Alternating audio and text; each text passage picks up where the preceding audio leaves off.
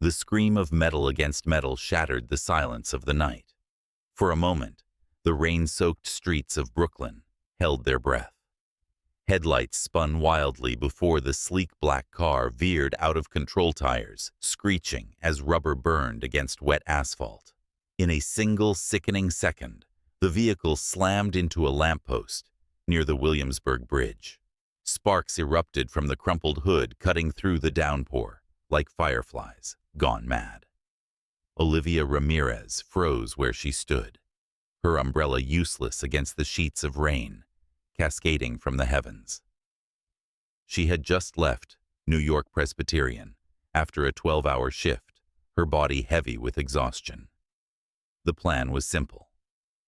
Walk the 3 blocks to her tiny apartment in Harlem, collapse on the couch, and pray the ceiling didn't leak again. But destiny had never cared for her plans. Her heart jolted as the car's airbags exploded in a muffled pop smoke, hissing into the stormy night. The driver's door hung ajar, a shadow slumped forward against the steering wheel. For one impossible second, Olivia considered turning away. "It isn't your business. Call 911, let them handle it. You've already given enough tonight." But instinct no, something deeper tore through that hesitation. She dropped her umbrella, sprinting across the empty street, sneakers splashing through puddles as the rain plastered her dark curls to her face. The metallic tang of blood hit her nose before she reached him. Kneeling beside the open door, her gloved hands trembling, Olivia took in the sight. The man was tall, broad-shouldered, even in collapse, his crisp white dress shirt shredded and soaked scarlet. His forehead bore a jagged cut, his lips pale. "Damn it," she muttered, shaking the water from her eyes. "Stay with me, please." Her voice was steady. Years of training would allow nothing else, but her pulse raced in terror. She checked his neck, a weak, fading thump. His chest rose in uneven stutters, a sign of fractured ribs, maybe worse. The car hissed ominously, steam pouring from the broken radiator. Somewhere, electricity sparked against rainwater. Olivia glanced around. The street was deserted. If she didn't act now, he would die. She tore his shirt open with one swift motion, ignoring the chill that crawled over her skin. Rain hammered down on both of them, soaking his chest, washing crimson streaks across his ribs. Her jacket came off next. She pressed it firmly against the wound near his sternum, tying the sleeves tightly behind his back. "Hold on," she whispered, leaning close so he could hear her through the storm. "Don't you dare leave me tonight. Not you too." Her throat constricted. The words had slipped out unbidden, dragged from memories she never spoke aloud. Her mother's last night gasping for air in an underfunded ward, her ex-boyfriend abandoning her when she needed him most. Olivia lived each day trying to save others, yet she carried the ghosts of those she had failed. And now, this stranger's life pulsed beneath her palms, fragile and fleeting. The man stirred, his eyes fluttered open, hazel with flecks of gold, unfocused yet piercing even in their haze. For an instant his gaze locked on hers, dark, rain-framed eyes, filled with both fear and defiance. His lips parted, his breath ragged. 2 words slipped free, no more than a whisper swallowed by thunder. "Thank you, Angel." Olivia's breath hitched her stomach, twisting as if the storm itself had reached into her chest. Then his head lolled to the side, consciousness gone again. "No, no, no. Stay awake." She pressed harder, feeling the warmth of his blood seep into her jacket. Her fingers slippery with water, and Crimson fumbled for her phone. She dialed with a practiced speed. 911, she barked into the receiver. "This is Olivia Ramirez, registered nurse at New York Presbyterian. Major accident near Williamsburg Bridge. Male driver, mid-30s, unconscious, possible chest trauma, massive blood loss. Send EMS now." The operator confirmed, her voice clipped, but Olivia barely heard her. She tossed the phone aside, leaning back into the car, sheltering his body with hers against the rain. "Don't die," she murmured. "I'm not letting you go." Stretched thin, each second was an eternity. Olivia's knees ached against the pavement, her body soaked through, but she did not move. Finally, the sound came, a distant wail, slicing through the night. Red and blue lights streaked across slick asphalt as an ambulance barreled into view. Paramedics leapt out, rushing to her side, their hands efficient and practiced. "Pulse is weak, but present," one shouted. "Oxygen mask now." They lifted him carefully, strapping him to the stretcher, the rain blurring the urgency of their movements. Olivia staggered back, her breath ragged, her clothes stained with blood, diluted into pink streams. As the doors of the ambulance slammed shut, she caught one last glimpse of his face. Pale, still, yet unforgettable. And then he was gone. The storm had not lessened, but the world felt suddenly too quiet. Olivia stood on the corner, arms hanging limp at her sides.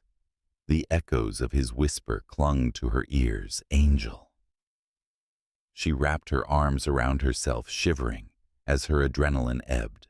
The city swallowed her once again, neon lights reflecting in rain-slicked streets, taxi horns distant and indifferent. By the time she stumbled into her Harlem apartment, exhaustion had consumed her. She peeled off her drenched scrubs, dropping them in a heap on the bathroom floor, and collapsed onto the worn couch. The ceiling above her dripped steadily, the old pipes groaning in protest. But her mind wasn't on the leaky ceiling or her aching body. It was on him, the stranger with blood on his lips, who had called her an angel in the rain. She didn't know his name. She didn't know if he'd even make it through the night. Yet for the first time in years, Olivia felt the pull of something dangerous, something she had long buried. Hope. While Olivia lay awake, the man she had saved hovered on the thin line between life and death. Machines beeped steadily in the sterile glow of a private room at the same hospital she had just left behind.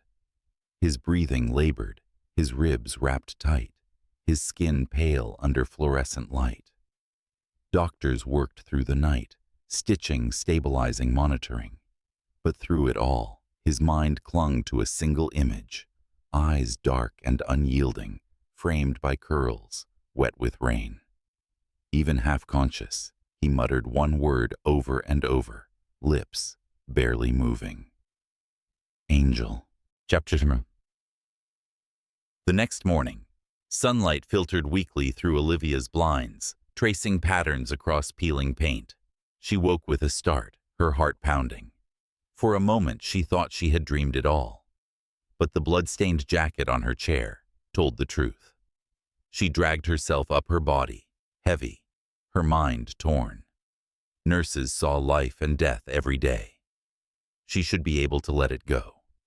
He was just another case, another stranger passing through the blurred edge of her world. Yet she couldn't. The image of his eyes, the weight of his hand slack against hers, it refused to fade. Olivia Ramirez had spent years teaching herself not to hope, not to believe in miracles. But that night in the storm, with death breathing down his neck, she had felt something shift. Something was coming. And though she didn't know it yet, the man whose life she had saved would return to alter hers forever. Part 2. The CEO, who remembered an angel. The antiseptic scent of hospital corridors was the first thing William Taylor noticed when consciousness crept back into him. The sharp tang of alcohol wipes the faint hum of fluorescent lights, the steady beeping of a heart monitor beside his bed.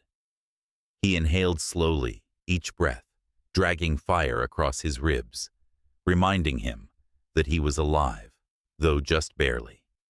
His eyes fluttered open, adjusting to the sterile brightness of a private recovery room at New York Presbyterian. For a moment, the world blurred, reduced to fragmented flashes, headlights spinning across wet asphalt, the deafening crack of metal against metal, and then her. A woman's face, framed in rain and fear, bending over him with trembling yet resolute hands. Eyes dark as midnight burning with something he had not seen directed at him in years, raw, unfiltered concern. He blinked, his lips dry, his voice a rasp. Angel. The word slipped again without permission.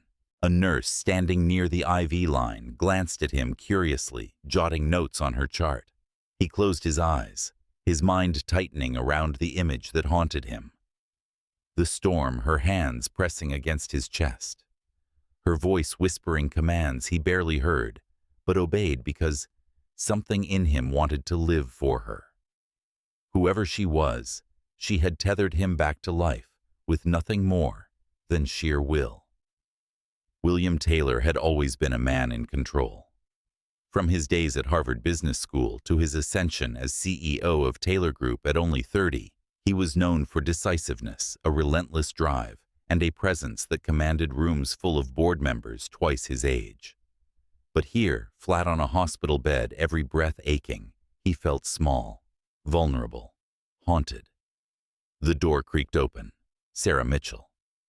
His longtime assistant entered briskly, laptop tucked under one arm, her blonde hair pulled back in its usual efficient bun. Her eyes softened when she saw him awake. "You're alive," she said, her voice taut with relief, though she tried to mask it with humor. "You have no idea how close you came to not making it, William." He swallowed his throat sandpaper. "The crash." She nodded, pulling a chair to his bedside. "Near the Williamsburg Bridge. They said you swerved to avoid a fallen light pole. Cars totaled. You're lucky to be here." She hesitated, then added quietly, "But it wasn't luck. Someone found you, kept you stable until the paramedics arrived. A nurse. Without her, you'd be gone." William's chest tightened, though not entirely from the fractured ribs. "Who?" His voice cracked with urgency. "Do you know her name?" Sarah shook her head. "No one got her information. She disappeared after the EMTs took over. But she saved you, Will." His gaze drifted to the ceiling, but all he could see was her. Her soaked curls clinging to her face, her trembling lips, the fire in her eyes that refused to let him go. A stranger, and yet not a stranger. An anchor in the storm. "I need to find her," he said, his tone sharper now, despite the pain that lanced through him when he tried to sit up. Sarah reached out, pressing his shoulder gently back to the bed. "William, you need to rest. The board has already been calling. The press is circling like vultures. If word gets out their golden CEO nearly died in a car crash, the stock will take a hit. You have enough to worry about. I don't care about the board." His voice was low but adamant. "Find her." The silence stretched between them, punctuated only by the rhythmic beeps of the monitor. Sarah studied him carefully, and for the first time in years, she saw not the ruthless businessman, but a man stripped down to something raw and unguarded. He wasn't speaking as a CEO giving orders. He was speaking as a man desperate to hold on to the one thread of humanity he had felt in too long. "I'll try," she said finally, her voice softening. "But you'll have to give me more than angel to go on." William closed his eyes, the storm replaying in his mind. She had dark eyes, curly hair. She was drenched, but her hands didn't shake even though everything else about her did. She called 911, pressed her jacket to my chest, begged me not to die. His throat constricted. "I can't let her disappear." Sarah exhaled, typing quickly into her laptop. "If she called from her phone, there's a record. We'll start there." Relief flickered across his face, though the weight in his chest did not ease. Because he knew deep down, this wasn't simply about gratitude. The night had left him changed, though he couldn't yet name the shift. Meanwhile, across town, Olivia tried to lose herself in routine. She moved like a shadow through the crowded halls of the hospital, her scrubs neatly pressed, but her eyes tired. She checked vitals, changed bandages, smiled faintly when patients thanked her. But her mind wasn't here. Every time she tried to shove the memory away, it returned: the warmth of his skin beneath her palms, the fragile thread of his pulse, the whisper of "Thank you, angel." It was dangerous to hold on to it. She told herself he was probably fine now, another wealthy man whisked away into private care, forgetting the nameless nurse who knelt in the rain. People like him lived in towers above the city. People like her patched wounds in its underbelly. Their worlds didn't collide except in accidents and emergencies. But still, she couldn't let go. During her lunch break, Olivia found herself standing near a window overlooking the city. The storm had passed, leaving the skyline glittering under a pale sun. She pressed her forehead lightly to the glass, closing her eyes. Why does he matter, she asked herself. She didn't know his name. She didn't know if he was even alive. Yet saving him had felt different, almost like saving a piece of herself she thought had died with her mother. She shook her head, forcing herself to refocus. This was foolishness. Hope had never been safe for her. William stared at the ceiling long after Sarah left. The morphine dulled the edge of pain, but not the ache that lingered in his chest. He was alive, and yet he felt hollow, as if the accident had cracked open something inside him that would never quite close again. He thought of his mother, gone 5 years now. She had been the heart of the Taylor family, a woman who believed fiercely in giving back to the city that had once nearly broken her. Her dream had been to open a hospital for those who couldn't afford care, a dream she had passed to him on her deathbed, along with a condition that had shaped his life since: find someone good, someone kind. Marry her before your 35th birthday, or my foundation dissolves into the hands of people who will only profit from suffering. William had scoffed. Then, grief twisting her words into impossible demands. He didn't believe in love, not in the way she had. Business deals, alliances, partnerships, those he understood. Marriage for love, a fantasy. Marriage for legacy, perhaps. But the years had slipped by, and now the deadline loomed: 3 months until his 35th birthday. 3 months until his mother's dream either lived or died. And now, lying in this bed, the irony pressed hard against his chest. He had nearly lost everything: his life, his chance at redemption. Yet it wasn't the boardroom or the stock price he thought of. It was her, the woman who had saved him with nothing more than stubbornness and compassion. He turned his head, wincing against the pain, staring at the rain-streaked window.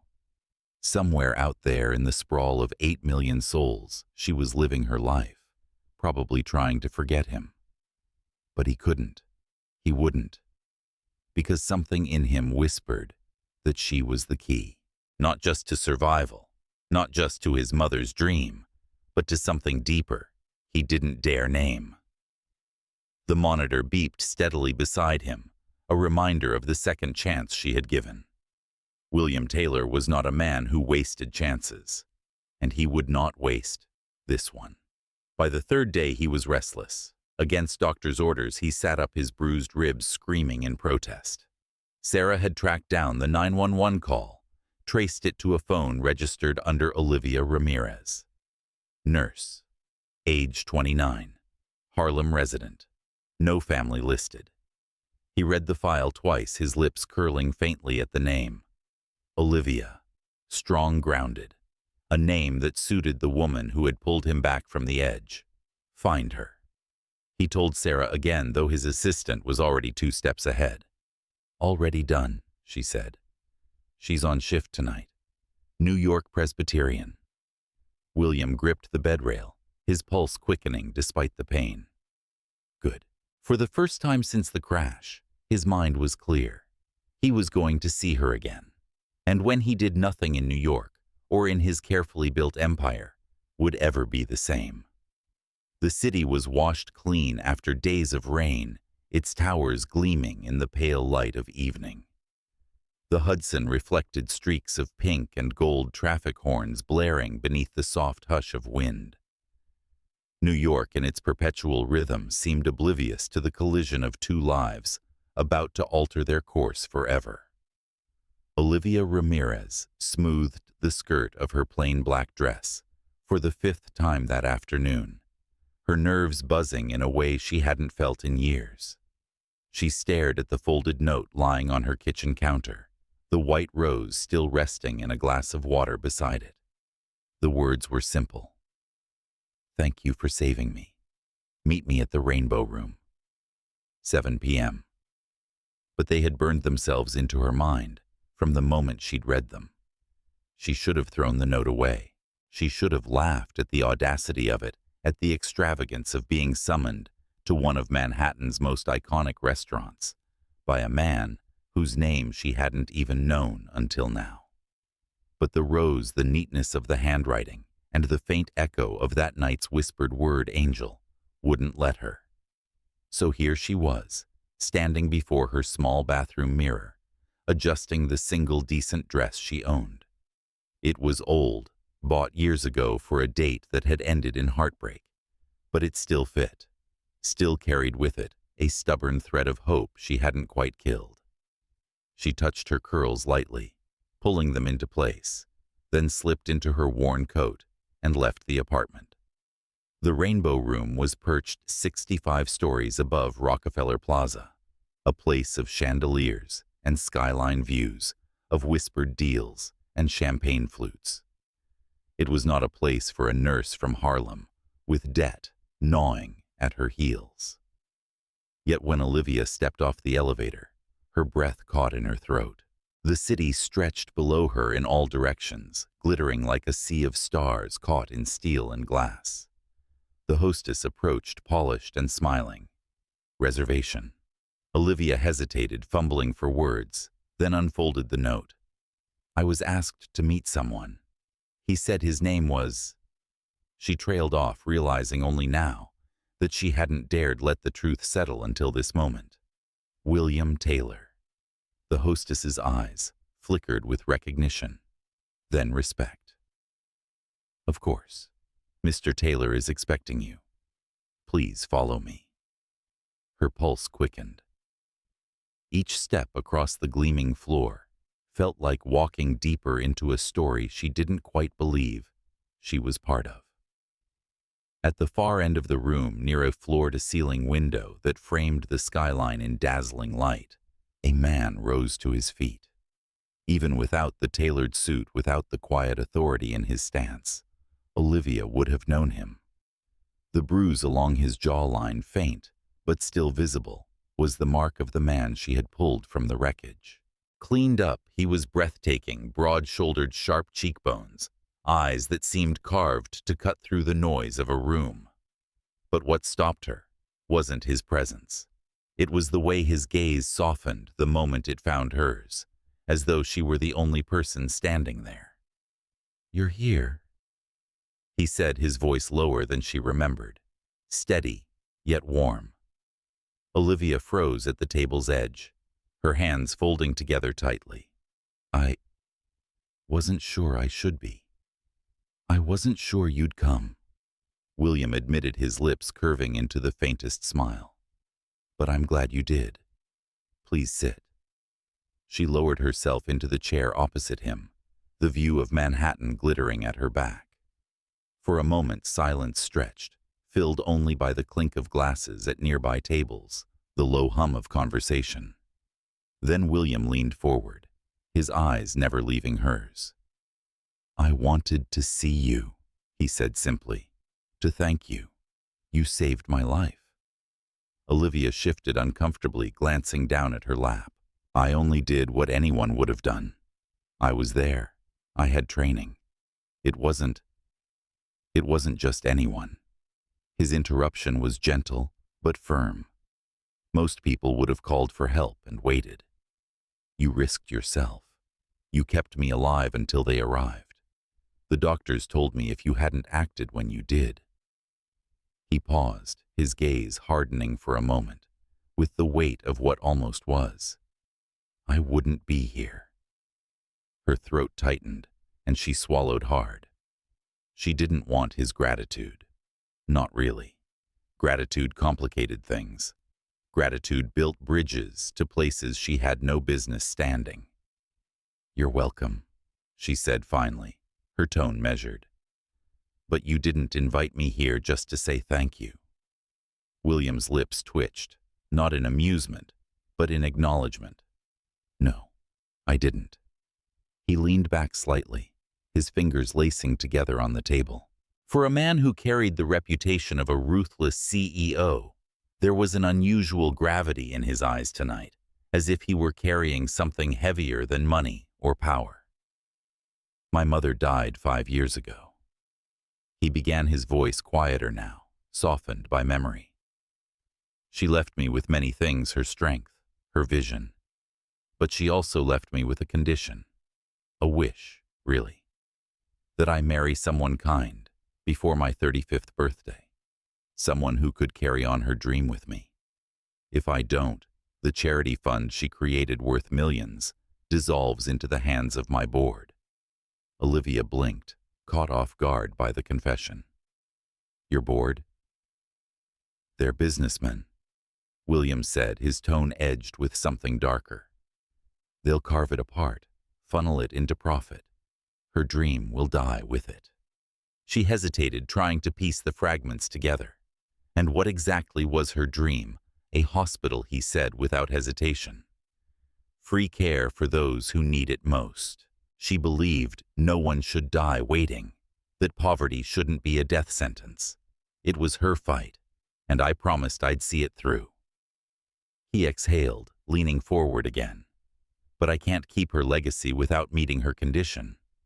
And last week on a rain-soaked street, I met a woman who proved in a single act that she is exactly the kind of person my mother meant. Olivia's heart skipped. Her eyes narrowed slightly. What are you saying? William's gaze didn't waver. I'm asking you to marry me. Not forever. Not even for love, if that word frightens you. For 3 months. Pretend if you must. Help me secure my mother's legacy. In return, I'll give you whatever you want. The air between them thickened heavy with the impossible weight of his words. Olivia's lips parted, but no sound came. Marriage, pretend, to a man she'd met only once in a storm covered in blood. It was absurd, unbelievable. Yet his tone carried no trace of jest. He was serious. You can't be serious. She managed her voice, a mixture of disbelief and unease. Deadly serious, he replied. I don't make jokes about things that matter. Her chest tightened as she leaned back, crossing her arms defensively. You don't even know me. I'm not from your world. I'm a nurse who lives in Harlem, not a socialite, not a woman who belongs at places like this. Why me? William's mouth curved into something that wasn't quite a smile, but wasn't businesslike either. Because you knelt in the rain for a stranger. Because you didn't ask for money, or recognition, or anything in return. You just wanted me to live. Kindness like that is rare. My mother believed it, and now so do I. Olivia looked away, the city lights blurring against her vision. She didn't feel rare. She felt exhausted, worn thin by years of giving without ever getting. But his words struck something deep in her chest, something she had buried with her mother's last breath. What would I even get out of this? She asked, her tone sharp but trembling. Anything, he said simply. Name it. She hesitated, her mind racing. Money, stability. None of it mattered to her as much as the dream she had clung to in silence for years. A clinic, her own space, a chance to make sure no other daughter lost her mother because the system failed them. My own clinic, she said at last, her voice steady though her hands shook under the table. free for anyone who needs it. My mother always dreamed of it. If I do this, you make it happen. William didn't blink. Done. I'll fund every cent. Her breath caught. It was reckless, insane, dangerous. And yet for the first time in years, she saw her dream shimmering, just within reach. 3 months, she said, her tone low. That's it. This is a deal, nothing more. Don't expect me to fall for you. Something flickered in his eyes. Relief, triumph, maybe something softer, but he only nodded. Fair enough. He extended his hand across the table. Olivia stared at it, her chest pounding, before placing her own in his. His grip was firm, warm, steady, and for a brief, terrifying second, she wondered what she had just agreed to. The waiter arrived with menus breaking the moment, but the air between them remained charged. Olivia ordered water, her voice steady though her heart trembled. William ordered wine, his gaze never straying far from her face. They ate in near silence, words unnecessary. Yet beneath the quiet, something stirred, something dangerous and unspoken, threading itself between every glance, every breath, every heartbeat. By the time the evening ended, and William offered to drive her home, Olivia shook her head, insisting on the bus. I'll see you tomorrow, he said, as she slipped away into the night. She clutched the rose he had given her as she rode back uptown, staring out at the blur of city lights against glass. She had saved him once. Now somehow, she was saving something else too. But as the bus rumbled through Harlem, a small, unwelcome voice whispered within her. What if he ends up saving you? The car glided silently up Fifth Avenue, its black frame gleaming under the morning sun, as if even the city's chaos bent around it. Olivia sat stiffly in the passenger seat, her small suitcase tucked at her feet, her hands folded so tightly in her lap that her knuckles ached. Every turn of the wheel carried her further away from the life she had known, the peeling paint of her Harlem apartment, the familiar hum of the hospital corridors, and into a world that did not feel real. Beside her, William Taylor drove with effortless composure, his profile calm against the skyline flashing past. He looked as though this was simply another meeting, another negotiation conquered. But Olivia could feel the weight of the silence stretching between them, charged and uncertain. She wanted to ask him to stop the car, to let her go back, before she crossed a line she couldn't uncross. Yet her voice wouldn't form the words. When the car finally turned off the avenue and into a tree-lined street of manicured townhouses and glittering glass facades, her breath caught. His home, or rather his fortress, rose above the city, like a sentinel all stone and glass, its angles sharp against the blue sky. A wrought iron gate swung open soundlessly as they approached, and the car eased into a driveway lined with marble planters, spilling with late spring flowers. Olivia stared out the window, unable to hide her awe. "This is where you live," she whispered, before she could stop herself. William glanced at her, a faint curve at his lips. It's just a house. But it wasn't. To Olivia, it was another planet. She thought of her cramped kitchen with its flickering light bulb of the ceiling that dripped when it rained, of the tiny window she'd taped with cardboard through the winter. Here, even the air smelled different, cleaner, cooler, tinged with wealth and permanence. The front doors opened as they approached, and a woman in her 50s, elegant in a gray dress, greeted them with a polite smile. "Mr. Taylor, Ms. Ramirez, welcome." Olivia blinked at the sound of her name, glancing at William, who offered no explanation. Of course, she realized with a pang. In his world, people already knew who she was supposed to be. He carried her suitcase inside before she could protest, setting it gently at the base of the grand staircase. The foyer spread around her in sweeping marble and glass, a chandelier glittering above, like frozen rain. Sunlight poured through floor-to-ceiling windows, illuminating polished floors, and art pieces she had only ever seen in magazines. "Your room is upstairs," William said, his voice even. "Second door on the right. Make yourself at home." The words felt strange, almost ironic, but Olivia nodded, following him up the stairs. When he opened the door to the guest room, her breath stilled again. It was larger than her entire apartment, with a bed draped in silk linens, bookshelves lined with novels, and windows that looked out over Central Park. She stepped inside cautiously, as though the room might dissolve if she touched it. William lingered at the doorway watching her. "If there's anything you need, Sarah will arrange it. Tonight is your first event. A charity gala. I'll have a dress sent up." Olivia turned her voice sharper than she intended. "And what exactly am I supposed to do at this gala?" "Smile. Pretend. Play the part of your fiancé while everyone stares." His expression didn't falter. "You just need to stand by me. The rest I'll handle." Something inside her bristled at his calm certainty. "I'm not a prop, William." "No," he said quietly, his gaze steady.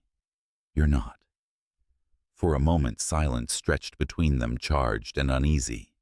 Then he inclined his head and stepped back, leaving her alone with the echo of her own doubts.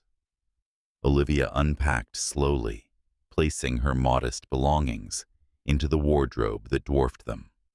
Her scrubs, her worn jeans, the single black dress she had worn to meet him. They looked out of place against the gleaming wood. She sat on the edge of the bed, staring at her hands, wondering what madness had carried her here. When the knock came hours later, she rose reluctantly. Outside her door, a box awaited velvet ribbon, tied neatly around it. Inside lay a gown, the color of emerald silk, that shimmered in the light, accompanied by matching heels and a velvet clutch. Olivia's breath caught as her fingers brushed the fabric. It was beautiful, elegant, everything she had never imagined herself wearing. But it also felt like a costume, a disguise. By the time she stood before the mirror, the gown hugging her curves and her hair pinned in soft curls, she barely recognized herself. The woman staring back looked poised, wealthy, untouchable. Not Olivia Ramirez, the nurse from Harlem, but someone else entirely. The door opened softly and William stepped inside. For once he faltered. His eyes widened, his composure cracking for a heartbeat as he took her in. "You look..." His voice caught and he cleared his throat. "You look good." Olivia smoothed the silk nervously, avoiding his gaze. "It doesn't feel like me, but I suppose it will do." He handed her a small velvet box. Inside lay a silver ring, a single diamond, catching the light.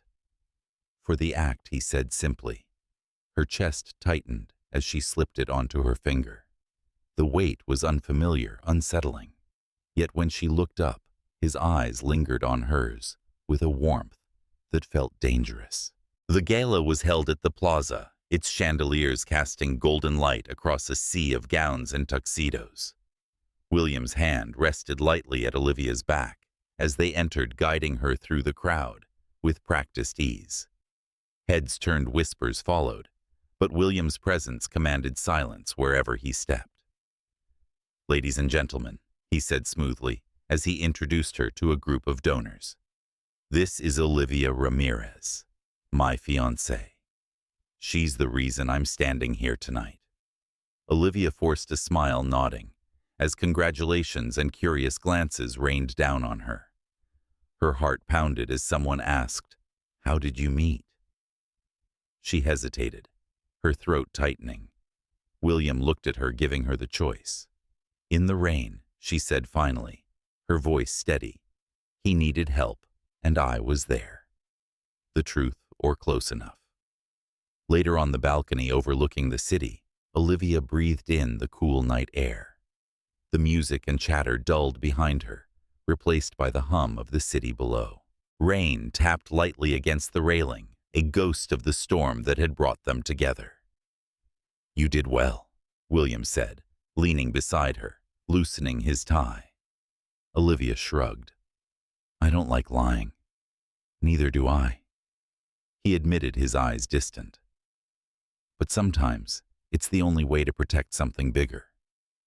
She studied him, her chest tightening with a question that slipped out before she could stop it. "Tell me about her. Your mom." He paused, his jaw tightening, then spoke softly. "She was tough. Grew up with nothing. Fought for everything. When she married my father, she made him promise to give back. The hospital was her dream. No one should die waiting, she used to say." Olivia's throat ached. "My mom died waiting," she murmured, her voice barely audible. "A crowded ward. No beds. I became a nurse to stop it from happening to someone else, but it's never enough." William turned, his eyes searching hers. "It will be that clinic. Yours. I'll make sure of it." For the first time, she saw past the polished surface of the CEO, past the ruthless control, to the man carrying a promise that weighed more than money or power. And against her will, a fragile thread tugged at her chest, binding her to him. They stood there until Sarah found them, reminding William of another introduction, another speech. He straightened his tie, his composure slipping back into place. But as he led Olivia inside, his hand brushed hers, warm and steady, and for the first time, she didn't pull away. Back at the mansion that night, Olivia removed the emerald gown, laying it carefully across the bed. She slipped into her worn pajamas, the diamond ring glinting on her finger like a secret she couldn't hide. As she lay down, the city humming faintly through the glass windows, she pressed her hand to her chest, feeling the echo of his words. "It will be that clinic. Yours." And for the first time in years, she let herself wonder if maybe, just maybe, hope wasn't a dangerous thing after all. The Wall Street Charity Gala was a theater of glass and wealth, where champagne flowed like water, and every smile carried an agenda. Olivia stood at William's side, the shimmer of her sapphire gown catching the chandeliers as she tried to steady her breath. The night buzzed around her, bankers in black suits, wives in gowns, dripping diamonds, conversations laced with numbers and quiet power. It was a far cry from the sterile white halls of New York Presbyterian, from the weary faces of patients waiting too long for care. She felt the heat of William's hand at her back as they moved through the crowd. He was effortless here, his presence commanding attention without arrogance, his voice smooth as he introduced her to men twice his age who leaned in to listen. Every time Olivia's nerves threatened to unravel, he would glance at her with that steady, grounding look that reminded her she wasn't entirely out of place. But as the evening wore on, as her cheeks ached from practiced smiles, Olivia slipped away to the edge of the room for air. She found herself near the marble staircase, away from the laughter and music. Her fingers brushed the rim of her glass, her diamond ring catching the light like a secret reminder of the role she was playing. "Olivia Ramirez." A voice drawled from behind her, laced with bitter familiarity. "I almost didn't recognize you." The glass chilled in her hand as she turned. Her breath caught in her throat. Mark Davis, the man who had once held her heart in careless hands, now stood before her in a wrinkled tuxedo, his tie loose, his eyes sharp with resentment. His smile was not one of fondness, but of triumph at finding her here, of catching her where she did not belong. "Mark," she whispered, her voice unsteady. He stepped closer, his cologne sharp, his presence suffocating. "So it's true. You're with him now. William Taylor, of all men." Olivia's spine stiffened, her grip tightening around the glass. Why are you here? I was invited, he said with a smirk, though the bitterness beneath it betrayed him. Charity galas need money, and for years I was good at pretending to have plenty of it, before your new fiancé ruined that for me. Her brow furrowed. Ruined? Mark leaned closer, his voice dropping to a venomous whisper. Did he tell you? He fired me, CFO of Taylor Group, until I got in his way. He painted me as a thief, a liability, stripped everything from me. And now you too, his laugh was humorless. What a coincidence. Olivia's chest tightened. She wanted to walk away, to dismiss his words as the ramblings of a man who had betrayed her once already. But his eyes gleamed with something that unsettled her. You think he's different from me, Mark pressed on. You think he isn't using you? He's always playing a game, Olivia. Always with a plan. He doesn't do anything without a reason. You're just his newest move. That's not true. She snapped, though her voice lacked conviction. Isn't it? Mark's smirk deepened. You think he plucked a nurse from Harlem because he fell in love at first sight? Please, he needs you, that's all. And when he's done, when you've served your purpose, you'll be alone again just like before. Her pulse pounded in her ears. She wanted to deny him, to call him a liar, but the seed was planted its roots, twisting through her doubts. She saw William across the room shaking hands with a senator. His smile polished his eyes, occasionally flicking toward her. The man she had come to trust, perhaps even lean on. But Mark's words whispered insidiously in her mind. He doesn't do anything without a reason. Olivia set down her glass, her hands trembling. Stay away from me, she said, her voice hard. Mark only laughed softly, as if he knew he had already won something. I'll be seeing you around, he murmured, before slipping back into the crowd like smoke. She stood there, her chest heaving, her thoughts tangled. The room seemed louder now, the laughter more grating, the lights harsher. When William appeared at her side minutes later, his expression softened with concern. She forced a smile that didn't reach her eyes. You disappeared, he said quietly. Are you all right? I'm fine, she lied, her voice clipped. Just needed some air.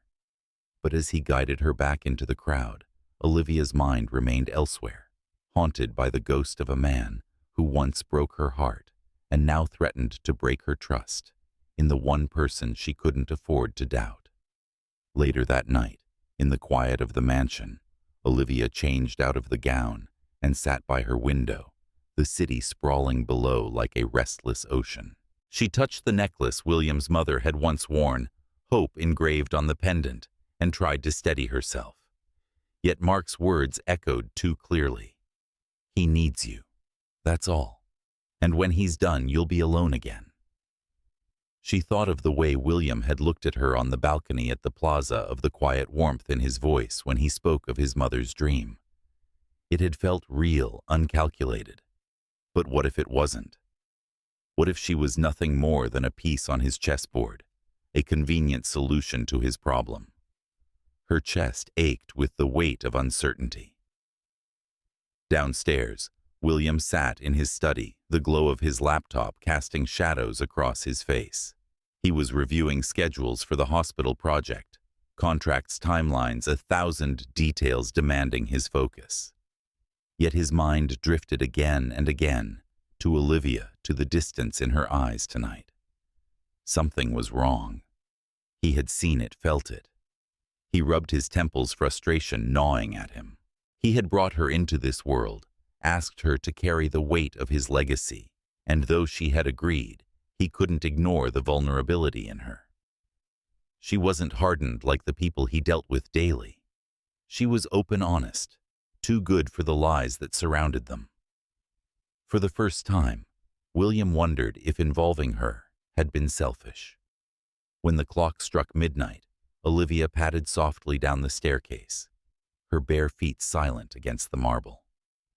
She paused at the doorway of his study, watching him for a moment. His shoulders hunched slightly, the lines of weariness etched deeper into his face than she had noticed before. He looked less like the commanding CEO and more like a man carrying too many ghosts. "You should sleep," she said quietly, her voice breaking the silence. He looked up, startled, then softened.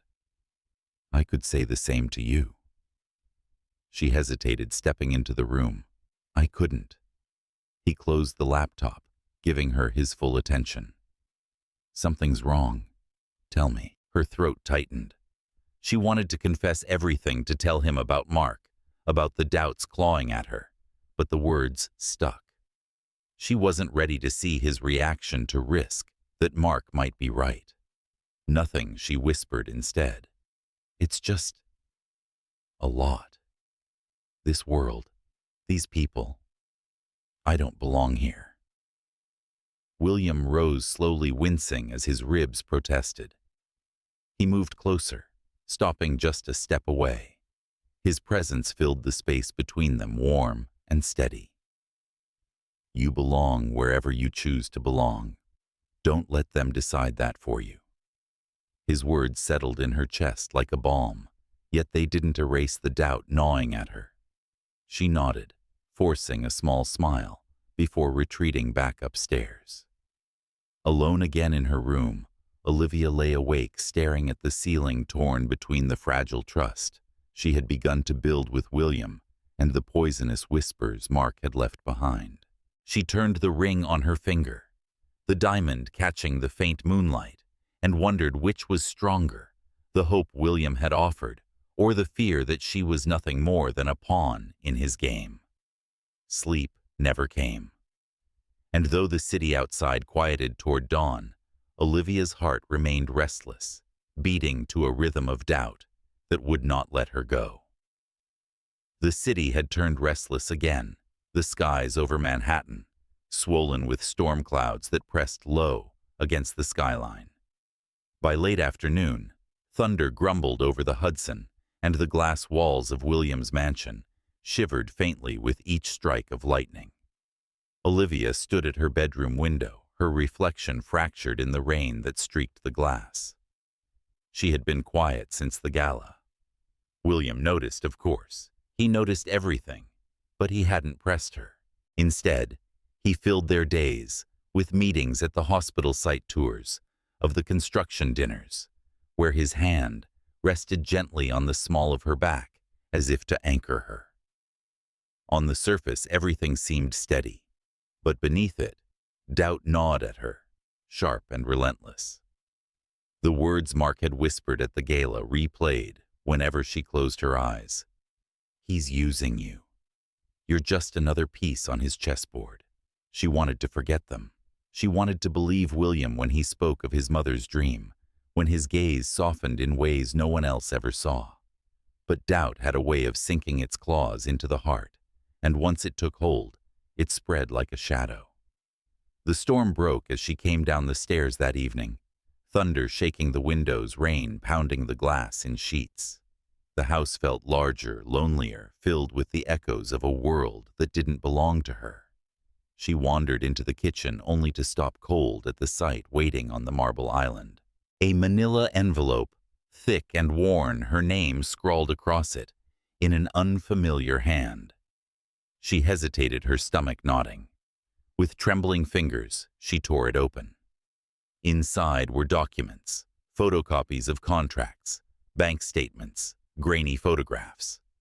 Her eyes moved quickly over them, her chest tightening with every line. A typed letter lay on top, its words like poison. "James Sullivan plans to sell the charity fund after securing it. He has no intention of building the hospital. You are his cover. Check the dates. Believe the proof." Photographs showed William at a dimly lit restaurant, papers exchanged across a table, with a suited man she didn't recognize. Bank records suggested money shifting into accounts offshore. Email printouts hinted at conversations about dissolving assets. Olivia's breath hitched. Her fingers shook as she flipped through the pages, her heart pounding against her ribs like a warning drum. Every image, every line, whispered the same thing: betrayal. Her knees weakened, and she sank onto a stool, clutching the necklace around her throat. Hope. The word pressed against her skin, like mockery now. She thought of William's steady voice, his promises, the way his eyes softened when he spoke of his mother's dream. Was it all a lie?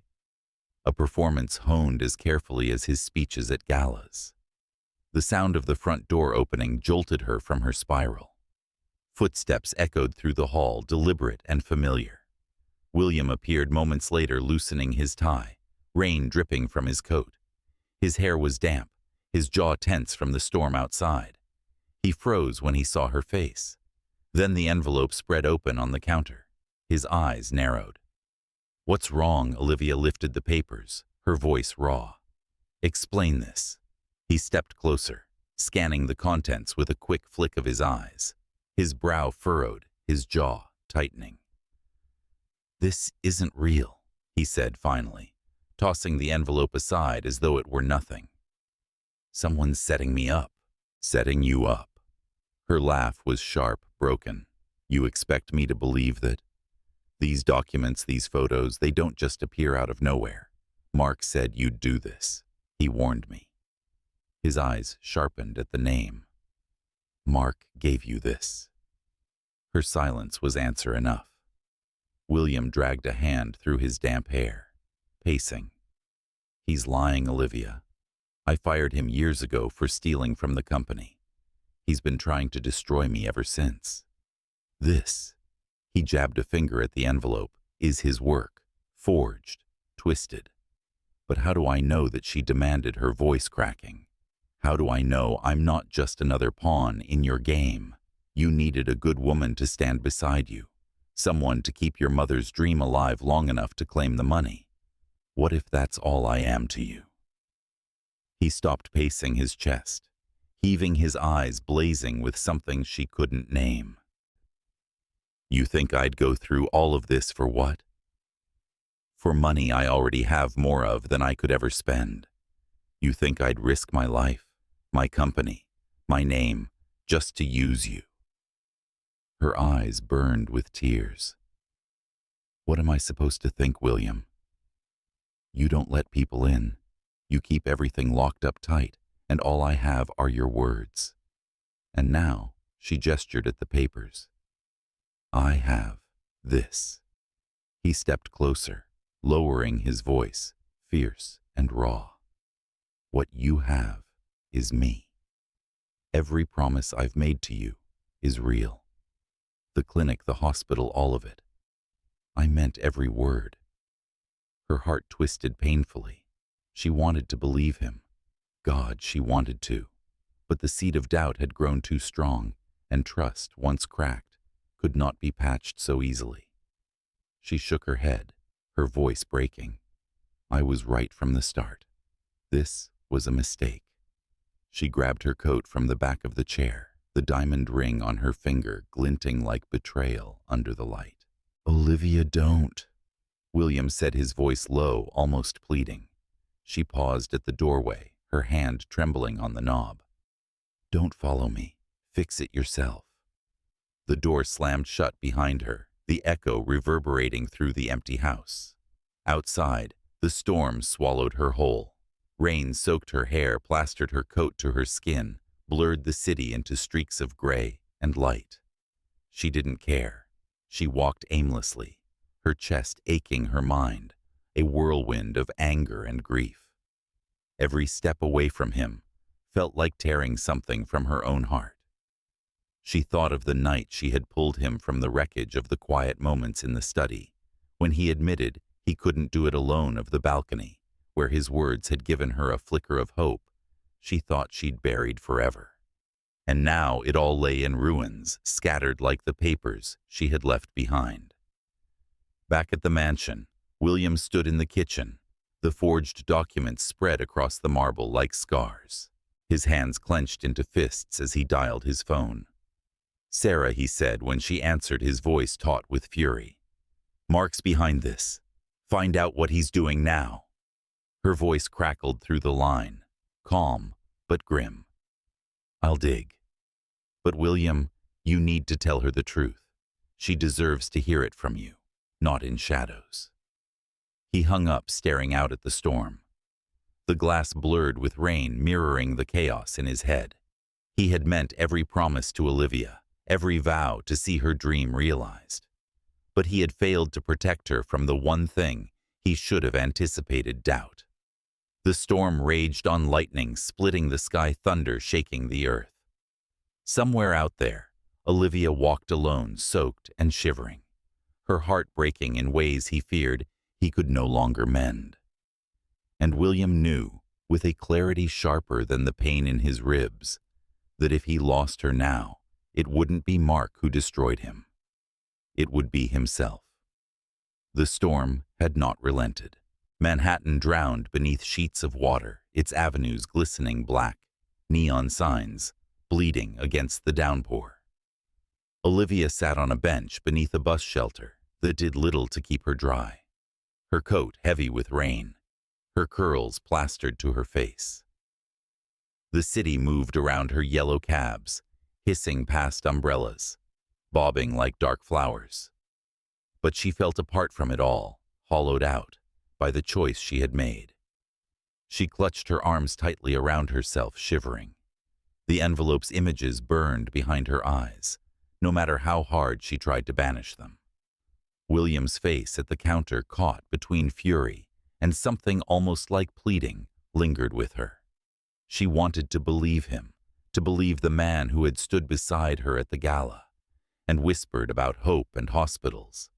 But belief had cost her before, and the price had been too high. Her phone buzzed in her pocket. She hesitated, then pulled it out. A single message glowed on the cracked screen. You did the right thing. He's not who you think he is. M. Her stomach twisted. She shoved the phone away, staring into the rain. Why did it feel like the right thing had broken her more than the wrong ever could? Across town, William's mansion felt like a prison of glass. He paced the study like a caged animal, the envelope lying open on the desk, its lies crawling across the polished surface like poison. His ribs ached with every breath, but he barely noticed. Fury coursed hotter than the pain, fury at Mark for dragging Olivia into his vendetta, fury at himself for letting doubt slip into her heart. The phone rang again, and Sarah's voice came sharp through the receiver. I found him. Mark's at the old warehouse on 5th. He's been moving money, William. Offshore accounts, shell corporations, the works. He's panicking. If you go now, you'll find him. I'm going, William said. You're still recovering. Let me. No. His voice was steel. This ends tonight. He hung up before she could argue, grabbing his keys. The storm swallowed him the moment he stepped outside, rain plastering his shirt to his chest, thunder rolling above like a drumbeat of war. He slid into the driver's seat of his black sedan, ignoring the stab of pain in his ribs as he started the engine. Tires hissed against waterlogged streets as he sped into the night, his jaw tight, his thoughts a storm fiercer than the one overhead. The warehouse loomed like a skeleton at the edge of the East River, its windows broken, its bricks slick with moss and rain. William pulled up headlights, cutting through the darkness, and stepped out. Mark was waiting. He leaned casually against a stack of crates, soaked through, but grinning, his suit a shadow of its former polish. The smirk on his face gleamed, even in the storm. Well, Mark drawled. The great William Taylor. I was starting to wonder if you'd find me. Thought you'd be too busy convincing your angel to believe your lies. William's fists clenched at his sides. You forged those documents. Mark laughed, the sound sharp and bitter. And she believed them, didn't she? That's the beauty of it. You didn't even need me to lie. Your silence did half the work. She doesn't trust you, William. No one should. William stepped closer, his eyes cold. You've taken enough from me. Tonight it stops. Mark's smile faded into something darker. You don't get it, do you? This isn't just about you. This is about me. You took everything from me, my job, my reputation, the life I built. I warned you. I'd make you pay. And now I have. She'll never look at you the same way again. Lightning split the sky, illuminating them in stark contrast, William rigid and burning with fury, Mark dripping with malice. You nearly killed me, William said, his voice low, dangerous. That crash, it was you. Mark's eyes glittered with cruel satisfaction. I hired someone, yes, and it almost worked. Shame she got in the way. But maybe it's better this way. Watching you bleed, watching her doubt, it's sweeter than death. William's chest heaved, rage clawing at him. He lunged forward, grabbing Mark by the lapels, slamming him against the crates. You think this ends with you gloating? You're finished, Mark. Sarah already has the proof. The police will. Mark twisted, suddenly shoving him back.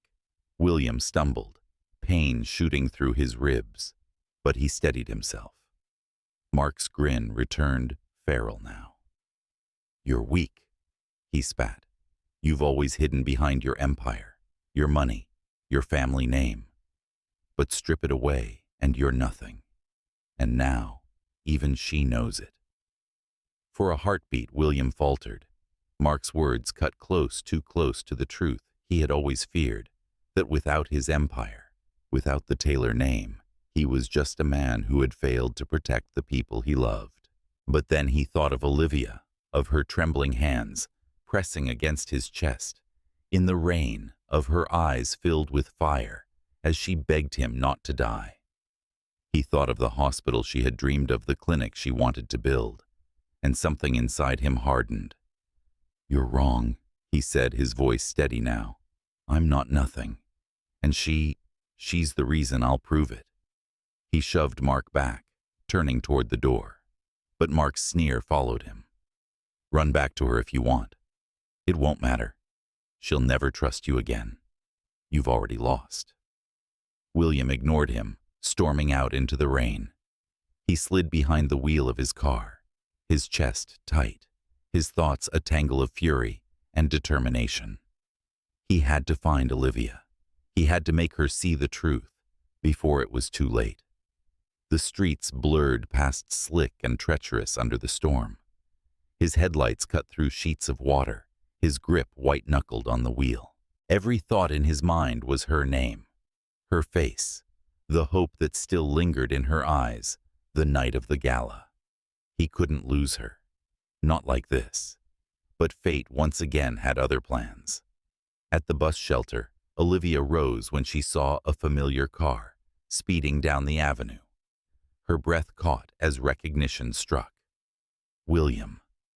His car swerved dangerously, tires skidding on the wet asphalt. William, she cried, stepping into the street, rain blinding her eyes. The sedan spun, hydroplaning across the slick pavement. Time slowed, every sound muted, except for the screech of tires and her pounding heart. The car slammed sideways, into a pole, metal crunching glass, exploding into the night. Olivia's scream tore from her throat as she ran forward, her shoes slipping on the wet ground. She reached the driver's side, her hands trembling as she wrenched the door open.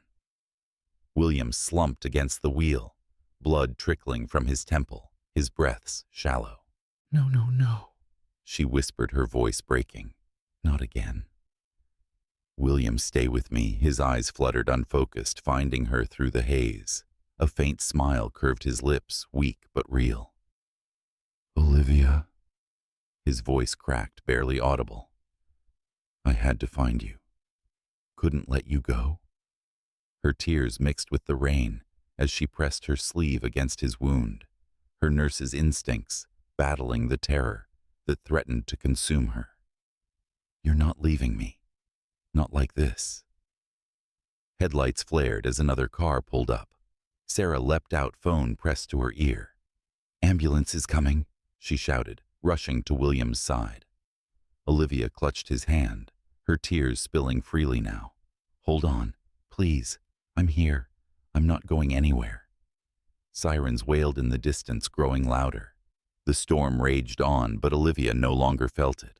All she felt was the warmth of his blood on her hands, the fragile strength of his grip, and the terrifying realization that she had almost let him slip away for good. When the paramedics lifted him onto the stretcher, she followed without hesitation, her hand never leaving his. In that moment, there was no doubt, no betrayal, no lies, only the truth of her heart pounding in rhythm with his fragile pulse. She had left him in anger, but now she knew the cost. She couldn't lose him.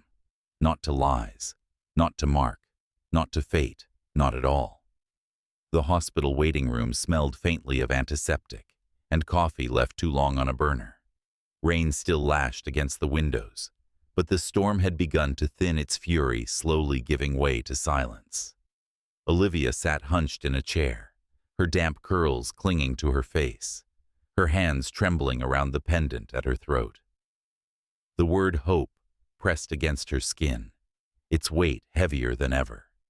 She had refused to leave since the paramedics wheeled William into surgery. Her scrubs, borrowed from a nurse's lounge locker, were wrinkled, her body chilled, but she didn't notice. All she could think of was the blood on her hands, the fragility of his breath, the way he had whispered her name, as though it were the last thing tethering him to life. Sarah paced the hallway nearby, her heels clicking against the tile. The efficiency that usually defined her had frayed. Her hands shook as she scrolled through files on her tablet. Every so often she glanced toward Olivia, her expression softening, despite the exhaustion shadowing her face. At last, a surgeon emerged from the double doors mask, pulled down his expression, weary, but calm. "He's stable," the doctor said. Relief flooded Olivia so sharply, her knees nearly gave out. She gripped the chair to steady herself as the doctor continued. "A concussion, broken ribs, a few stitches. He'll need rest, but he's going to recover." The breath she hadn't realized she'd been holding released in a rush. Tears blurred her vision, spilling unchecked down her cheeks. Sarah exhaled sharply, her shoulders sagging, and murmured something about making calls. But Olivia barely heard her. Minutes later, she stood at William's bedside. He lay pale against the white sheets monitors, tracing the fragile rhythm of his recovery. His chest rose and fell steadily now, though each breath seemed to cost him effort. Bandages wrapped his head, his arm hooked to an IV. Even bruised and broken, he still carried a presence that filled the room, though in this moment he seemed more human, more vulnerable than she had ever seen him. Olivia sank into the chair beside him, her hand finding his, without hesitation. His skin was warm, rougher than she remembered, but alive. She pressed her forehead to his knuckles, her tears dampening the gauze at his wrist. "You almost left me," she whispered, her voice thick with emotion. "And it would have been my fault. I should have trusted you. I should have seen through Mark's lies, but I let him get in my head, and you nearly died chasing me through the storm." Her shoulders shook with silent sobs. "I can't lose you. Not now. Not when I—" She stopped, choking on the words she had been too afraid to name. But even unspoken, they hovered between them, real and undeniable. His fingers shifted, weak but deliberate, brushing against hers. She lifted her head quickly, her heart pounding as his eyes fluttered open. They were glassy, heavy with pain and sedation, but they found her instantly anchoring themselves to her, as though no one else existed in the world. "You're still here," he murmured, his voice rough. "Of course I'm here," she said fiercely, brushing damp curls from her face. "I told you I wasn't going anywhere." His lips curved into a faint smile. Good. I was afraid you'd run again. She shook her head, her tears falling freely. Not this time. I promise. For a moment, neither spoke, letting the silence stretch between them filled with the soft beeping of machines and the patter of rain easing against the window. It was fragile, but it was real, the kind of silence that carried weight instead of emptiness. Sarah entered then, her tablet clutched to her chest. "They've arrested him," she said, her voice brisk but trembling at the edges. "Mark. He confessed to everything, the crash, the sabotage, the forgeries. He'll be behind bars for a long time." Olivia exhaled shakily, relief mingled with exhaustion. She looked back at William, his eyes fixed on her with quiet intensity. The lies had crumbled, the truth laid bare, and still, he held on to her hand as if it were the only thing he needed. Days turned into weeks. William's strength returned slowly each step in his recovery, marked by determination that left Olivia both exasperated and moved. He hated the cane, cursed the bandages, bristled at the doctor's orders, but she was there through it all, steadying him when he stumbled, coaxing him to rest when his pride pushed too far. Nights were softer. Sometimes she found him in the study staring at blueprints spread across the desk. Sometimes he found her curled in the library, lost in books she had never had time to read before. Slowly, the distance that Mark's poison had planted between them dissolved, replaced by something deeper, something that had survived storms, betrayal, and blood. One evening, as the spring air finally turned warm, William led her to the hospital site again. The building loomed against the skyline, nearly finished now, its white facade gleaming beneath the sunset. Workers moved about, carrying tools, laughter echoing faintly, as Olivia and William walked through the skeleton of what would soon be a sanctuary. He stopped in the center of the lobby, the high ceilings arching above them, and looked at her. "This is it," he said softly. "Her dream, our dream, and yours." Olivia ran her hand along the cool concrete, imagining the polished floors, the bustling wards, the children in the pediatric wing, the mothers who would not have to die, waiting. Her chest ached with longing, with gratitude, with something deeper she could no longer deny. "You made this real?" she whispered. "We made it real," he corrected gently. When she turned to him, his gaze held hers, unwavering. The words she had buried too long rose to the surface, trembling, but certain. "I was scared," she confessed, "scared to trust, scared to fall. But the night I pulled you from that wreck, when you called me an angel, I think I started falling then. And I haven't stopped since."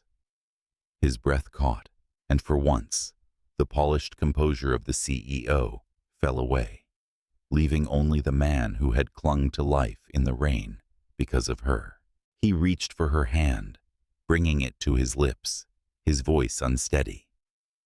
"Then don't stop, because I need you, Olivia.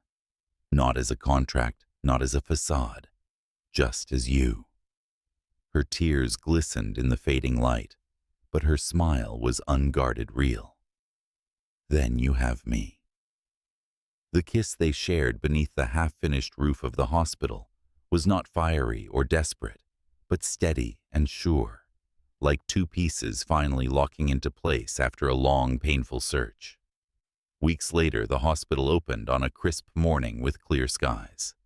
A crowd gathered outside, donors and doctors, patients and children, all buzzing with anticipation.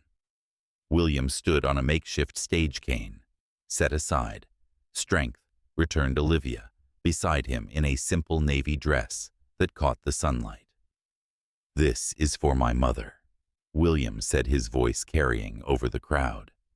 She believed no one should die because they couldn't pay. And tonight, because of the people who stood beside me, because of her, This hospital is open to everyone. He looked at Olivia, his gaze softening. And I'm finishing her dream with the best partner I could ask for. The crowd erupted in applause. Olivia stepped forward, her voice trembling but clear. This isn't just a building. It's hope for the ones waiting in crowded wards, for families who think they're out of options. I lost my mother because care came too late. This place is for her and for every one of you. Together they cut the red ribbon. The cheers rose like music echoing through the streets, cameras flashing. But Olivia barely heard them. She looked at William, his smile mirroring hers, and felt the truth settle deep in her chest. They had built this together, not just brick and glass, but something unshakable, something no storm could take. Months later, her clinic opened in a quieter corner of the city. The sign above the door read, "Carter Free Clinic," a tribute to her mother. William stood beside her, his arm wrapped around her shoulders as children ran past, and families streamed inside. "Happy?" he asked softly. Olivia's hand lifted to the necklace at her throat, the pendant warm against her skin.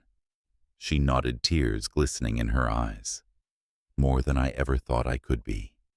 He kissed her forehead, a quiet vow that spoke louder than any promise. Then it was worth everything. As they stepped inside together, the future stretched ahead, not polished or perfect, but real. Built on rain and blood and hope, on trust, hard won, and love, finally spoken. And for the first time, Olivia knew she was no longer running from love. She was running toward it.